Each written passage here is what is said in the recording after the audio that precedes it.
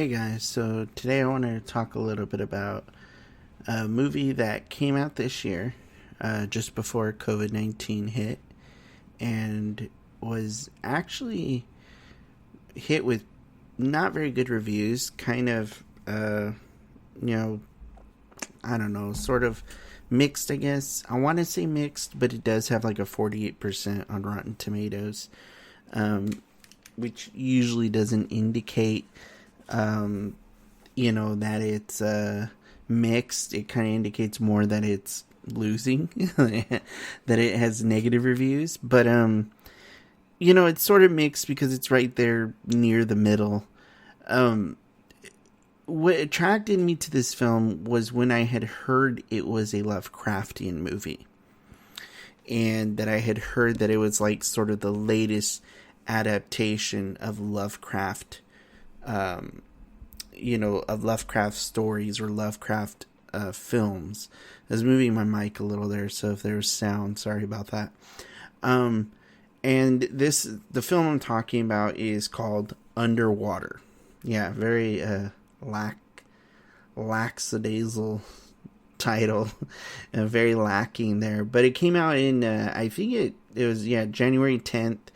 I had been meaning to see this. COVID-19 hit, wasn't really able to get to the theater to see it. I know I was about to see it, and then it just sort of like ended up brushing on by, and I wasn't able to take a chance at it. There was a few things that went against it. For one, it didn't have great marketing. Two, the title Underwater is very underwhelming.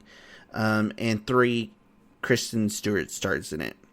And a lot of people, whether we like it or not, don't really like Kristen Stewart. Not to mention, T.J. Miller was in it.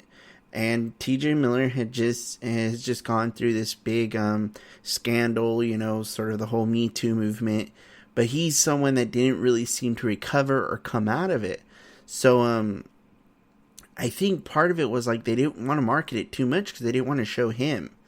And it's real unfortunate because I think he is funny. I think he's a decent actor. He's kind of always the same guy. But I don't know, like then again, like I don't know about his accounts and what happened to him. But you definitely could have cut the trailer where you didn't show him in it, which I think the original trailer didn't show him in it. I'm not sure. But this film really seemed to get tucked away. And on an audience level, it's kind of just as mixed as it is with critics. I mean, looking at IMDb right now, it's a 5.9 for the audience rating. That's with 32,804 people voting. 5.9 out of 10. I would rank this film a lot higher. I would give it more like a 7.5. And that should kind of give you an indication of what I think of it. It's only an hour and 35 minutes. It's a PG-13 film. It stars Kristen Stewart as a character named Nora, Vincent Cassel as Captain Lucian. I'm not even going to pronounce this dude's name. Played by Rodrigo Naginda. T.J. Miller plays Paul Abel. John Gallagher plays Liam Smith. Jessica Henwick plays Emily Haversham. And those are pretty much the only characters that really matter. Because these characters all sort of come together. So the way this film starts is it has a very quick, fast-paced start to it. It doesn't build things up. It doesn't let you get to know the characters and then sort of puts them in this event.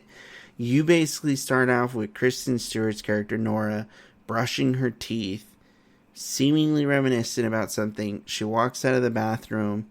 She's clearly on some sort of underwater vessel. And all of a sudden, an explosion, water comes flying into the hallway, and she's running and meets with someone she's never even met before because this space station or this underwater station is so huge. And then the two of them trying to escape. They end up having to like lock the hatch and kill off a whole bunch of people because it was either they try and let them make it through this hatch. You know, kind of, you see this like a million times over, you know, where it's like, hurry, hurry, and they're running and something's trying to catch them, and they have a decision to make to either close the hatch on them and let them die, or to leave it open and let them, and hopefully they make it right on time and then the hatch gets closed. And movies are always in and out. Usually if an incident like that happens at the beginning of the movie, you're guaranteed those characters are dying, because that's the only reason to do it, is to suck you into it, kind of like with Godzilla. You know, the 2014 Godzilla film. Bryan Cranston's sitting there waiting for his wife, and he knows it's too late. He has to close the door. Closes the door, then his wife's at the window, and she's kind of like, I love you, and he's like, I love you, and, you know, and she dies. And a lot of movies do this sort of thing, and sometimes movies are like, yeah, you know, they hang on just in time, the person makes it through, and then the doors close. Anyways, in this movie, we kind of start out with that, and then they run in Nora and this other gentleman, his name is Mamoudou. He's played by Rodrigo, and Mamoudou is, I think it's how you say his name. Basically, they meet up with Captain Lucian. So Rodrigo and Nora meet up with Captain Lucian, and then also we run into Paul, we run into Liam, and we run into Emily, and we get our little motley crew. And now this motley crew has to try and survive this incident. They have no idea what caused it. They have no idea why it happened. But the station that they're on is essentially has a huge underwater drill, and it's drilling into the earth for resources. I think it's looking for oil mostly. And it's somewhat in the future. We can tell that based on some of the technology, based on the fact that they have this underwater facility that's drilling into the ground. And we kind of find out through these news clippings at the very start of during the credits, that essentially something else happened early on with this station that was covered up. So now here they are going at it again, and there's this huge explosion, and we basically run into these creatures. And I don't really want to say much else. I really want people to take the time to watch this movie, and to just really, trying to think of the right words. Sorry, I'm struggling with my words. But I really want people to take the time to see this movie, because it's such an underrated film. It's very underrated. And, you know, it's got creatures in it, and it has a very Lovecraftian related story to it that I actually quite enjoyed. And, you know, I liked the characters. We didn't need character development. You know, this is more like a real life scenario where it's like, wham, you're just kind of brought into it without even getting the chance to breathe. And I think movies are fine when they do that. Some people seem to have a real big issue with this film doing that. And it's like, if you've seen Gravity was a great movie. And part of the reason Gravity worked is because we didn't know the characters. In a few seconds, we learned a few little things, and then boom, this situation hits. And all of a sudden, this lady's trying to survive space. And it's an insane movie that's full of anxiety. It's very intense. You don't quite get it. You're kind of just, I mean, the whole time I felt like I was having a heart attack. My blood pressure was through the roof, because it was just such an anxious-inducing film. Underwater kind of has the same feel to it, where it's just very, like, sort of, oh man, this is very anxious filled. Like, I have a lot of anxiety while I'm going through this movie. And it's the creep factor and everything. Now, I'm not going to say it's scary. It's hard for movies to scare me. And especially this one, the way it goes about it, to me, it doesn't come off like the scariest thing. But it's a lot like A Quiet Place. You know, A Quiet Place to me isn't a scary movie. It's an intense film. This movie's an intense film. And, you know, you have these characters just sort of going underwater. And as you may guess, characters get picked off along the way. And then they're all trying to escape. And so the whole plan is that there's this thing called the roadblock, which is where the actual drill is. And they know that there's a few escape pods still left. And so they're trying to make it to the roadblock to get to these escape pods so they could get out of there. And these escape pods apparently just like shoot you to the surface of the water to survive. So, very interesting film. I thought it was thoroughly entertaining. I thought that the not so much of a twist, but the revelation at the end of the film I thought was very, very good. I enjoyed the revelation of the film. And I really liked what they did, and I thought it was just exciting and something that was sort of sucked me in, and I was like, wow, this is really cool. And when I looked into the film, it kind of confirmed what I thought was going on. If you're a big Lovecraft fan, you will like this film. You will especially like what they do at the end. If you are not a Lovecraft fan, you still probably gonna enjoy it, especially if you're like me and you're just a fiend for creature features. I love creature features, so this is definitely one of those movies that's just a total creature feature, and is fun because of it. So I liked a lot of the acting. I liked a lot of the action. I thought the acting actually was pretty good. I didn't think Kristen Stewart was annoying or anything. She does have a way of playing her parts. She really likes this, like, I don't know, this sort of like absent-minded, breathy look.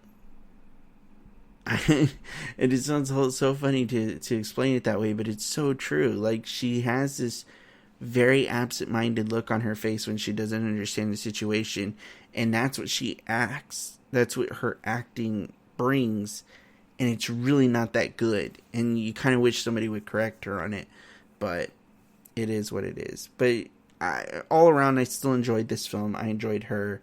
I thought the characters were good, and I thought it was an enjoyable film. And for me, like I said, it's a 7.5 out of 10. Only reason it's a 7.5, why I wouldn't even give it like an 8.5, which is what it was close to earning. They choose some narration with Kristen Stewart's character, with Nora, that I didn't think was useful, let alone needed. They try and introduce a bit of philosophy with her narration, and I just didn't think it was needed at all. It's like, when it comes to philosophical points, you don't point out the philosophy. You let the moviegoer see it. It's kind of like the Ghost in the Shell film, the Scarlett Johansson film that was made. One of the biggest mistakes they made is, like, in the first 10 minutes of the movie, she's like, so I'm a robot. She goes, no, you're still a person. You're still the ghost in the shell. And she goes, the body is only a shell. And it's like she's trying to like describe the entire philosophy of the film in the first like 5 minutes of the film. And it makes no sense to do that. It kills the story. So this movie tries to do something similar at the ending of the movie, and it really doesn't work. One of the other issues was, I thought there was some weird edits. I thought the editing was at times a bit choppy, where it kind of jumped from here to there, and you didn't know, how we got there. Once you catch up and you get it, it's fine, but you still need that time to catch up, and that could be very jarring, and it could take you out of the experience. So because of those things, I would knock it down to about a 7.5, whereas if it had kept the way it was, given that it didn't have stellar performances and it didn't have like a stellar storyline or an incredibly unique storyline, I couldn't give it higher than like an 8.5, but an 8.5 is about what it would have earned had it not had those issues. So anyways, definitely check this one out. It's not available for streaming right now. You have to purchase it, but it is worth the rent. It is worth even the purchase if you want to purchase it. See Underwater, especially if you're a Lovecraft fan, excuse me. All right, thank you for listening. I am watching tons of films right now, so it's all a matter of time about when I'm putting out more and more podcasts. I've just been so busy editing my upcoming short film, Pray by Night, and I'm also working, two jobs essentially on the side, and it all becomes a lot. So unfortunately, I haven't had as much time as I could, but I've recently revisited The Exorcist. Would love to review it. Recently watched both Suspiria films, the new and the old. Would love to do a review and comparison of the two. And I even watched the old Black Christmas film from the 70s. I had seen the 2000 remake, and that one was horrendous. So it kept me from watching the 70s one. I finally watched the 70s one, and I actually enjoyed it a whole lot more. It's a much better film. So I would like to talk about all those movies. I even recently watched Pixar's Onward, and I would like to do a review of that film as well. This is an interesting little fun flick. So anyways, talk to you guys later.